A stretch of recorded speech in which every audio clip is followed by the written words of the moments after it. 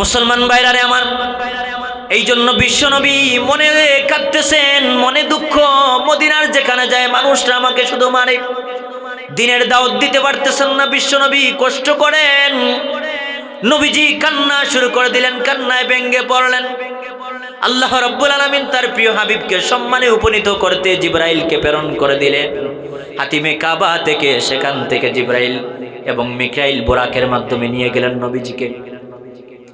এবার জিবরাইল আলাইহিস সালাতু ওয়াস সালাম যেই পয়েন্টে ছিলাম আমরা, নবীজিকে বললেন, ইয়া রাসূলুল্লাহ, ইয়া হাবিবাল্লাহ, গো নবীজি, বুরাকের পাওয়ার দিকে তাকিয়ে দেখেন।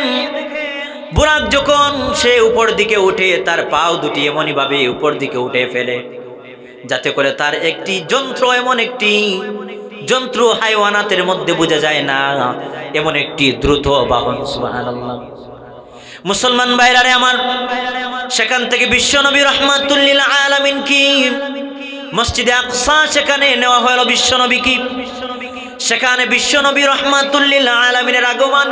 সেখানে তার পূর্ব থেকে আল্লাহ রাব্বুল আলামিন হযরত আদম আলাইহিস সালাতু সালাম থেকে নিয়ে শেষ নবী হযরত ঈসা রূহুল্লাহ, শেষ নবী পয়গম্বর ঈসা রূহুল্লাহ পর্যন্ত সবাইকে ঐক্যবদ্ধ করে দিলেন।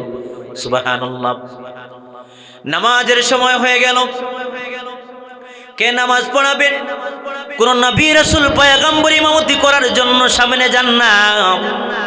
আল্লাহ রাব্বুল আলামিন জিবরাইলকে জানিয়ে দিলেন, আজকের নামাজের ইমামতি করবেন আমার বন্ধু, আমার হাবিব, আমার রাহমাতুল লিল আলামিন, আমার প্রিয় বন্ধু। বিশ্বনবী উপস্থিত হয়ে গেলেন। সমস্ত নবী পয়গম্বর রাসূলগণ সবাই উপস্থিত হয়ে বিশ্বনবীকে সালাম জানিয়ে দিলেন। নবীজি সালাম প্রতি উত্তর দিয়ে নবীজি নামাজের ইমামতি করলেন। নবীজি ইমামতি করলেন। ইমামতি যখন শেষ হয়ে গেল, নামাজের সালাম ফিরিয়ে সেখান থেকে সমস্ত নবী রাসূল পয়গম্বরের সঙ্গে সাক্ষাৎ লাভ করলেন বিশ্বনবী।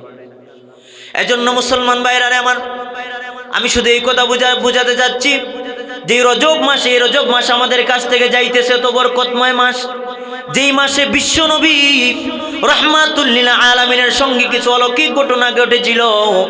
সেই বিশ্বনবী রাহমাতুল লিল আলামিন কি আমার আপনার নবীকে তো সম্মানের অধিকারী করে দিয়েছেন আল্লাহ তাআলা ওই মাসে, রজব মাসে। সুবহানাল্লাহ।